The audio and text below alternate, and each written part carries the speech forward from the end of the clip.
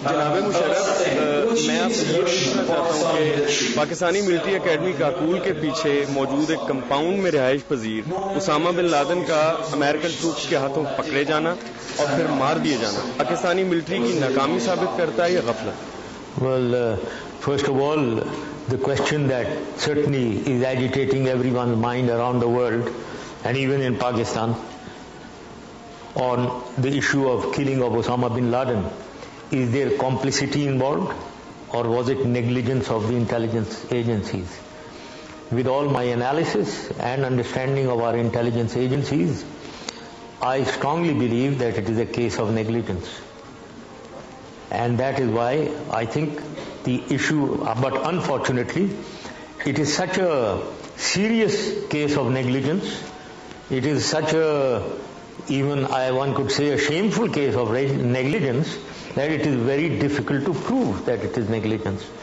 But one logic that I would like to give, whether you would accept that so as is it a criminal negligence or what? Sorry? Is it a sort of criminal negligence? Yes, criminal negligence, which needs to be investigated, and whoever was involved needs to be punished.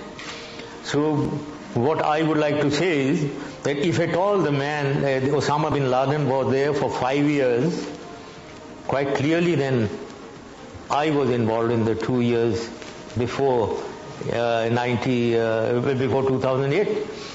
Now the question is whether I was complicit. And so the question is, did you know about Osama? Sorry? Do you know about Osama living in Abbottabad? No, that is what obvious. That is what I am saying. That I didn't know. So if I did not know, the question is whether the army or the ISI was hiding it from me. I don't think so. So therefore I know that there is no complicity and it is negligence which we need to investigate and prove to the world also clearly. The Army Chief of Pakistan, who used to be your junior, who used to be the ISI chief when you were at the helm of the affairs in Pakistan, currently he is fighting the war on terror.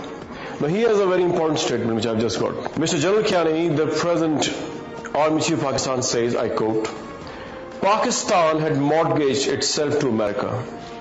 We cannot fight America. Unquote. Do you agree? I don't agree with this, with such a strong language of mortgaged Pakistan to America. We are sitting today in 2011. We cannot discuss what the decisions that we took back in 79. Why did we join the coalition of United States to fight the Soviet? About your decision, I think probably he's also criticizing your decision of the last 10 years. I've given the reason why we should have joined United States. So all these decisions were taken in an environment. And now when you take a decision now, you have to take it in the present environment. So I wouldn't say that we have mortgaged ourselves to United States. I would again like to say we must not lose sight of the fact that it is in our interest to fight Taliban and Al-Qaeda. We do not want to create a Pakistan, an extremist Pakistan, a radical fundamentalist Pakistan, not in line with the world and with the region. We must not create such a Pakistan. We would not be able to exist in such an environment. Therefore, it is in our interest. We haven't mortgaged anything. We are taking action in our own interest. मैं India से हूँ। ये ISI और फौज की तरफ से negligence वाली बात सुन के हमारे कान पक गए हैं। आज उसामा के हवाले से, कल बम्बे अटैक के हवाले से भी पाकिस्तान का यही मौकफ था। क्या आज Pakistan India's most wanted terrorist Dawood Ibrahim को इंडिया के हवाले करने पर तैयार है? या ये आईएसआई और फौज की एक और गफलत होगी कि दाऊद इब्राहिम पाकिस्तान में है ही नहीं? The guy, when they keep saying that Dawood Ibrahim is not really in Pakistan, and we keep providing. But he's not in Pakistan. but no. Right. Let me answer this. Thank you. Now, firstly, on Dawood Ibrahim, we must understand that Pakistan and India and the intelligence organization of both the countries, ISI and RAW, have been on a confrontationist course right from 1948. For 60 years, we have been, frankly, doing harm to each other. Both sides. So we cannot single out one element and start accusing the other. I have been accusing Indians that there is one person called Braham Dag who was sitting in Kabul, goes to India, received by RAW. I have photographic proof and all the evidence. I have the photostat copies of his passport, Indian passports. So what about him? So therefore, let's not isolate individual incidents. There is a requirement of building cooperation or at least non-violence against each other. I don't want to go into the history of all that has been happening in the past. So let's leave it at that. Right. The Ibrahim issue or Braham Dag issue, let's leave it. They must not do this. And I do believe that the future for Pakistan and India and for the region, because this has become a nuclear flashpoint, and the world, we must have rapprochement. We must go on a peaceful path ahead. Now in that I come to the next part of your question. Yes, indeed, I was moving ahead with Prime Minister Vajpayee and Prime Minister Manmohan Singh, both of them.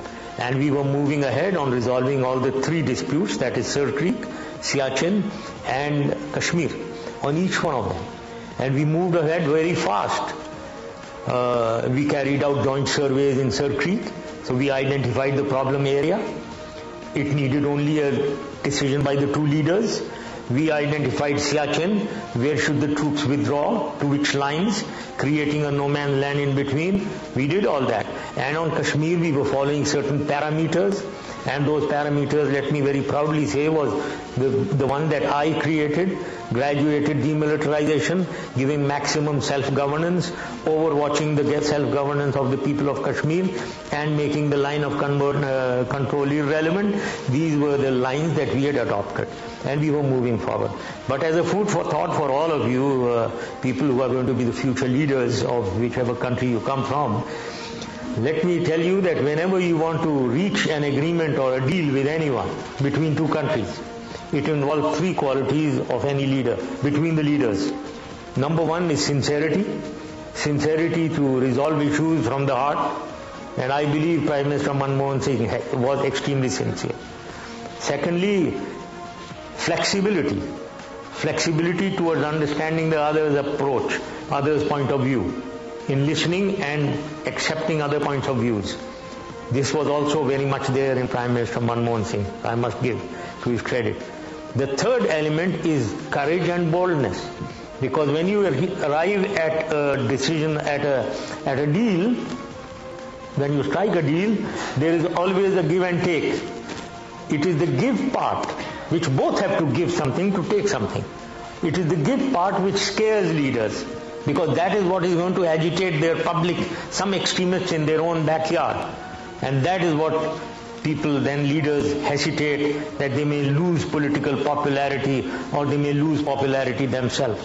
So that is where I think in the last part, where we had a fleeting opportunity when I was there till 2007-8, we missed that fleeting opportunity. Maybe we didn't show the courage and boldness to reach a conclusion, even if there was agitation in our backyard. So I think we missed the fleeting opportunity, and that is how we are back to square one now. Please. Just to show the solidarity with the people of Pakistan, give them a big hand in their sufferings right now.